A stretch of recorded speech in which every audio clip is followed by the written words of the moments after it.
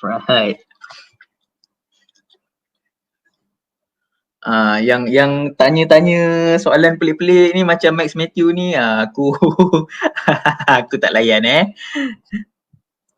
Alright, so kita masih stick on NA, alright. So sebab ramai crowd NA, Tebo guys, you'll know me lah. You guys have my numbers kan. You guys can ask me more in depth, more lah nanti. Tak apa, kita akan sentuh juga pasal Tebo. Alright, so kita nak second pula pasal high, kita nak sentuh pasal high com, low com. Ada orang tanya ni, low com, high com, Shell Helix pun okay. Shell Helix pun okay, tapi I lebih suka Petronas. Okay, kita masuk pasal low com, high com. So sebenarnya 2015 dah ada geng kita, nama dia Syamsid Jamal. Siapa tahu nama dia tahulah. Alright. Dia basically dia adalah engine 2.0, dia gunakan piston 1.8 to achieve higher compression ratio. Sebab piston 1.8 dia macam ni. Illuminati confirm. Alright. Piston 1.8 dia ada dome shape dia. Kalau piston 2.0 dia flat. Okay, dia rata je. Alright. So bila reason being kenapa Mitsubishi keluarkan engine 4B10 dengan piston yang dome untuk make up for the lack of torque. Okay, 1.8 stroke dia lagi kecil daripada stroke dia lagi pendek daripada 2.0. Bore ataupun besar silinder dia sama 86 mm. Tapi stroke dia jauh lebih pendek, 74 ke 76 mm, I can't recall exactly. Okay, so bila stroke dia pendek, dia rely on higher RPM kan, untuk achieve significant power. Dan dia pun, torque dia pun tak semenggah tau. So that's why dia perlukan dome shape untuk bagi engine tu lebih responsif masa low throttle, low RPM ataupun mid RPM, low load. Maksudnya gerak, tekan terus pergi. Right. Tapi that's about it je lah. Dan piston-piston, kereta-kereta yang ada piston crown macam ni, basically dia prone to knocking. Tu pasal kalau dulu pernah dengar kan, budak-budak 1.8 selalu komen 1.8 manual ataupun CVT selalu duk komen, oh knocking lah kereta aku. That is because kita isi RON 95, dia prone to knocking. Untuk 1.8 lah, cerita dia ni untuk 1.8. Okay, so bila knocking, ECU akan detect knocking, dia akan cut ignition timing, so power tu kurang sikit. Alright. So to combat that issue with must be with the proper tuning lah. Okay, correct fuel ratio, correct ignition timing, correct load. Load tu kena baca dengan betul. Kalau salah, kalau ada tukar muff sensor housing ke, kalau ada tukar exhaust, load tu sebenarnya lari, tapi kita kena scale muff tu dengan betul. Alright, so back to our main agenda tadi yang kita cakap pasal dia 2.0 tapi pakai 1.8 dome. So what effect does it have? Kalau tanya saya, dia lebih kepada sedap sikit masa part throttle. Dia rasa ringan. Tapi to compare that with the 2.4, tak. 2.4 lagi sedap. Sebab apa? Kita tak boleh lawan fizik. Okay. So 2.4, dia punya cylinder bore adalah 88 mm. Okay, 88 mm. 2 mm bigger than 2.0 ataupun 1.8 punya bore. Itu saja menghasilkan torque yang lebih tinggi dan lebih awal daripada 1.8 dengan 2.0. Coupled with the fact that Mitsubishi dia engineerkan engine 4B12 tu untuk torquey tau. Dia bukan top high RPM punya high HP, high RPM punya monster ke apa, bukan. Asal-asal Mitsubishi buat benda tu lah. Dia lebih pada torquey application. That's why kalau siapa-siapa yang tuners out there, saya rasa ada kot tuners dalam ni. Korang akan perasan masa korang tune tu, kalau korang tune MBT, maksudnya perfect, setiap RPM, setiap load tu perfect. Korang akan perasan, okay, terbalik okay, korang akan perasan graf HP tu, dia macam gini tau. Naik, dekat 5,500, 6,000, jatuh. The best you can tune with the 2.4, dekat 6,000 RPM, dia flat. That's the best. Itu pun dengan flow exhaust yang best, dan juga dengan MyVac exhaust, MyVac intake yang optimum lah. Tu kena masing-masing ada cara dia sendiri lah. That's the best. Saya dah cuba every possible combination. 2.4 bukan high RPM monster, except kalau korang upgrade camshaft. Pakai camshaft yang lebih tinggi duration. Okay, so you guys will move your power band sini. Okay, your power band to the left. Sorry, saya inverted tau, so pening kepala sikit. Okay, to the left. Okay, so maksudnya power tu shift to high RPM. Itu kalau kita pakai camshaft. Okay, kalau normal remap 2.4 macam mana, meh? Maksudnya macam mana tu, Azhar? Nanti tulis balik. Okay. NA 2.0 macam-macam modified boleh dapat HP cepat. Macam mana tu, Robert?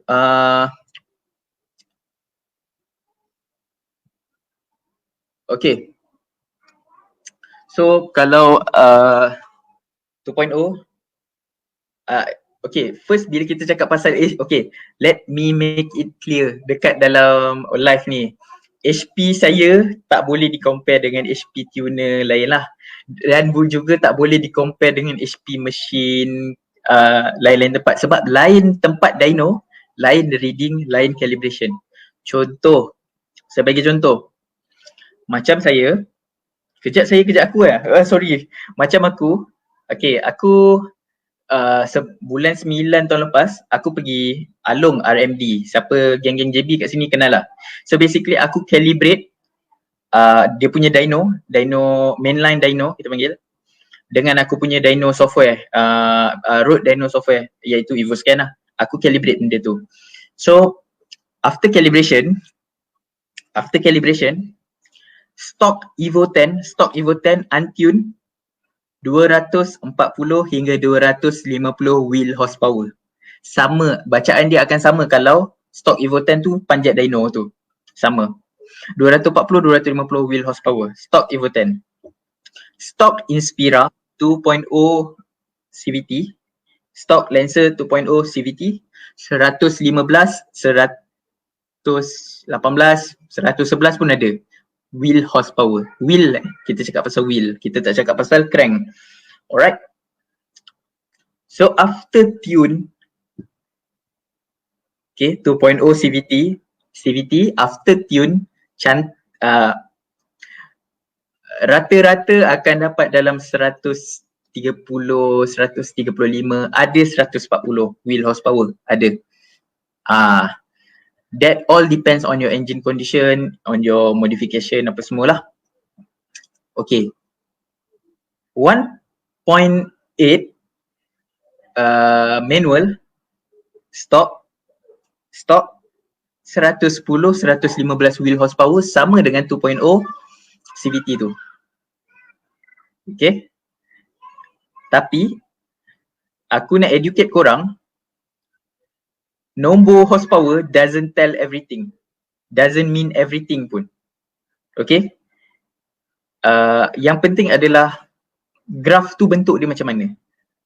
Okay, 2.0 dia lebih torquey. So let's say pada 4,000 RPM 2.0 biasanya horsepower dia time tu dah 100 tau. 100 wheel horsepower. Kalau dah tune lah, ni cerita kalau dah tune lah. 100 wheel horsepower. 1.8 75 wheel horsepower. Kalau kita compare peak horsepower, tu peak lah kan. Tapi bila kita nak bawa jalan biasa, kita nak rasa keseronokan tu, betul tak? So 2.0 punya 25 horsepower punya different dekat 4,000 RPM tu, kat situ. Tapi does 25 horsepower make such a big difference? Kalau try lumba kiri kanan, dia ada depan sikit, depan sikit, depan sikit. Macam tu je. So bila orang cakap, bila kita compare dengan kawan-kawan kita, oi, hari tu Tunetic Tune, aku dapat 150. Oh, aku dapat 145 je. Macam mana ni kan? Okay, macam mana ni kan? Try lumba. Lebih kurang je, lebih kurang je. That's just a number. One thing that we really stress about adalah how the curve goes. Okay. Alright. So bila kita tanya, okay, oi, banyaknya. Ya Allah, camshaft GSC-S2. Oh, terus 4B11 Relax lu guys, relax lu. Okay, Eric Go ada tanya, if 4B12 block with 4B10 piston, cannot. Sebab size piston tu lain. Okay, 88mm versus 86, so tak boleh. Alright, dia punya pin position, piston pin punya position pun lain. Okay, piston pin dia ada slightly offset ke bawah untuk 1.8.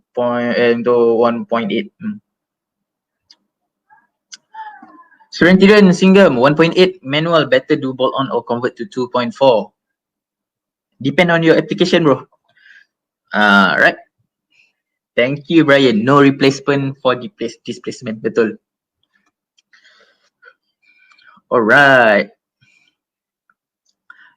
Okay, Surintiran, one thing that I want to touch about 1.8 adalah disebabkan dia high dome dan dalam keadaan dia NA pun dia susceptible to knock, maksudnya dia senang knocking. Bila kita bolt on, lagilah senang knocking. Alright, so that's why untuk 1.8 saya either you convert to 2.4 or if you have the money, just want to R&D and try it out, you can swap your 1.8 piston dia, masukkan 2.0 punya piston. You can get lower displacement by using that. Lower compression ratio by using that. So you are less susceptible to knock and you can boost higher. I can say that you can boost 1 bar safely kot. Even untuk 2.0 sekarang pun I boost 1 bar. Siapa-siapa yang bolt on tempur dengan I, yang rasa dia yakin dengan keadaan enjin dia untuk boost 1 bar, saya bagi dia boost 1 bar lah. Untuk 1.8 actually seram seram sikit. Okay. Seram banyak sebenarnya. Okay. Sebab knock ni, bila kita cakap pasal knock I don't give any tolerance for knock. Masa saya tuning, kalau boleh zero knock lah. Sebab apa? Okay, satu, bila ECU detect ada knock, bila ECU kita detect ada knocking, okay, dia akan cut performance by reducing your ignition advance. Second, by adding more fuel. Sebab kita tune, kita bagi minyak cun-cun kan. So bila minyak lebih dia pancut, actually kita dah lowerkan combustion temperature, kita dah lowerkan energy daripada combustion tu. So power pun kurang. That's why knock pun dapat dikurangkan lah kalau ECU detect ada knock. So kita nak tune supaya tak ada knock langsung at all gear. Kita tune memang kita tune kat gear 2 ke gear 3, gear 4. Then after dah habis tune tu, kita akan tune all, kita akan bantai semua gear, kita nak tengok ada knock tak, persistent tak kat situ. So kalau ada, still ada knock, kita kurangkan ke, kita adjust punya MyVac sikit ke apa ke. Alright. Sebab benda tu adalah fluid. Tak semestinya apa yang kita setting dekat gear 2 ataupun apa yang kita setting kat gear 3 sama dekat gear 4 dan gear 5. Okay. Second, masalah pasal knock ni, kalau zaman dulu knock boleh dengar tau. Tak dekat enjin. Ataupun 1.8 selalulah geng-geng 1.8 baru keluar kilang kan. Dia boleh dengar knocking kat enjin tu. Tapi untuk enjin kita, knocking, saya pernah tengok knocking 17, 18, 20 pun ada. Tapi tak nampak, tak dengar. Dekat enjin tak dengar. Dekat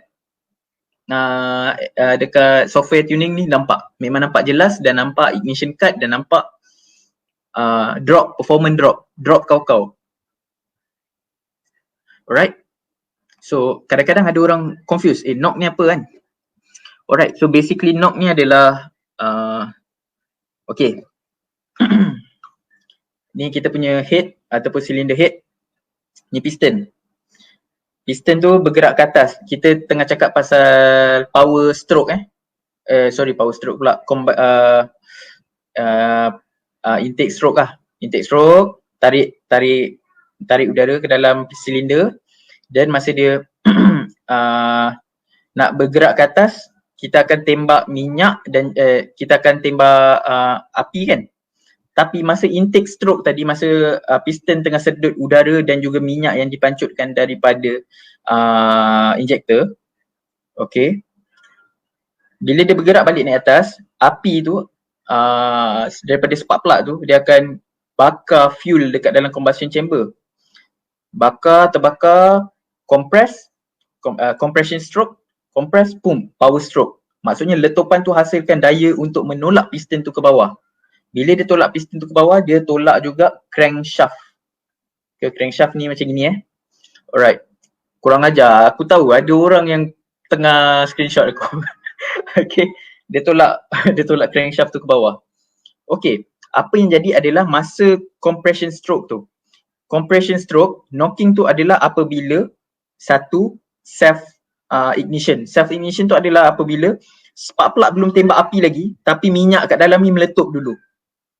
Okay, bahaya sebab pembakaran yang kita buat dengan teratur ataupun dengan yang kita sistem yang kita programkan, dia adalah pembakaran yang terkawal.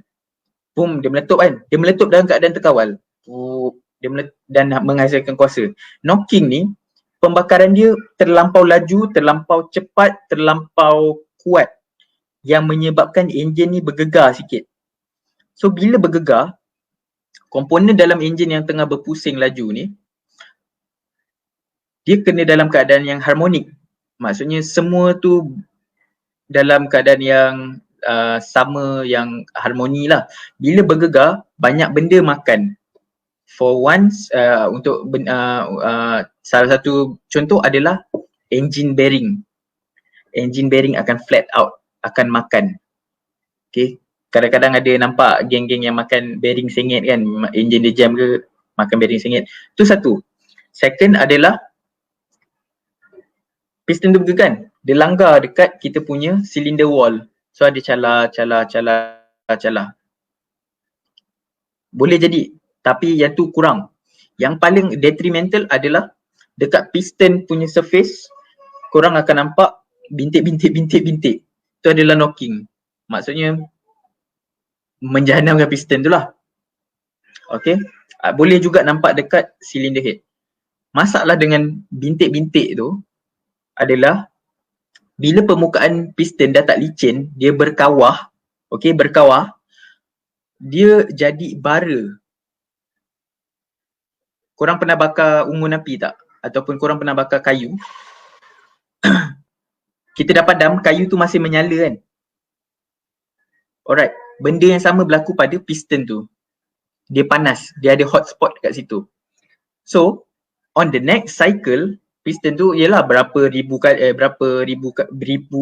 kali rotation engine dalam 1 minit kan. On the next rotation, spark plug belum sempat tembak lagi api, tapi disebabkan bara api ni ada dekat atas piston ni panas, minyak yang dipancut tu meletup lagi sekali. So knock tu continuous, merosakkan engine secara continuous.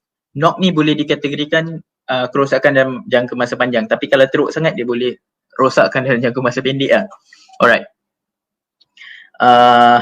So bila knocking ni banyak benda lah, loss of compression, maksudnya piston ring tu dah start longgar makan benda-benda macam tu lah, right? Okay, so kita dah cakap pasal knock. Okay, macam mana boleh jadi knocking? Tadi macam baru cakap. Tadi saya rasa macam baru cakap pasal knocking tu.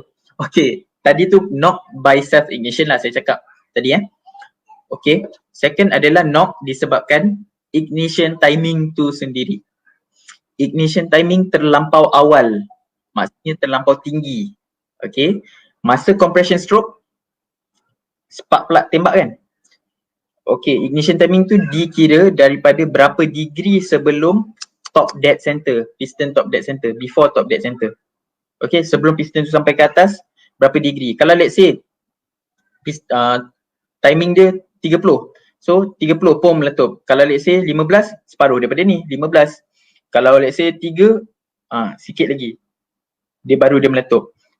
Apa yang jadi adalah dia kebiasaannya kita tune untuk lagi awal ataupun lagi besar nombor ignition timing tu. Lagi awal dia meletup, lagi besar power tau keluar. Tapi kalau terlampau awal, apa yang berlaku adalah minyak tu tak meletup. Api tu bukan bergerak, api tu bukan meletup sekata. Api tu kan pum, pum, dia tendang balik. Itu knocking. Okay, itu pun menjanamkan enjin lah. So kita kena control benda tu. Masa tune kita kena pastikan cantik lah. Alright. So kita dah duk cakap pasal benda ni kan. Apa kena mengena aku? Kenapa setiap kali kita cam longer duration can reduce compression? Cam longer duration, okay. ZQ kan tanya, cam longer duration can reduce compression. Dia bukan longer duration ke apa tau. Nak sebut macam mana nama kau ni. Alright. Dia depend juga macam mana kita anglekan cam tu bila dia tutup, bila dia buka. I tahu you tebo, you jangan risau lah pasal tu. Alright. Itu kita boleh kautin punya, don't worry. Tak semestinya boleh hasilkan dia reduce compression at vacuum. Yeah. Dia reduce compression at vacuum, but at boost dia increase compression, bro. You kena ingat tu. Alright. Reduce compression, dynamic compression ni terpakai masa NA ataupun masa kita dalam keadaan vacuum lah. Kita panggil vacuum Kalau ada boost meter tu, dia baca bawah kosong. Okay. How to overcome the knocking. Okay, Maxman, how to overcome the knocking by tuning lah. Kita akan cari the sweet spot between performance and knocking. Okay. To by tuning. Another thing adalah fuel quality. Minyak yang kita gunakan, RON 95, RON 97. The higher the RON rating, RON 100, RON 97 V-Power Racing, the more it is resistant to knock. Maksudnya susah lah dia nak knock ataupun dia nak self ignition. Tapi cerita dia kalau dah tuang RON 97 ke RON 100 ke V-Power ke, tetap knocking, then something is wrong with your tune. Ataupun you must get your car tune walaupun dalam keadaan stock. Mesti ada something yang off. Right? Brian, don't bring up that old story. Don't bring up that old story. 37 who tune your car, bro?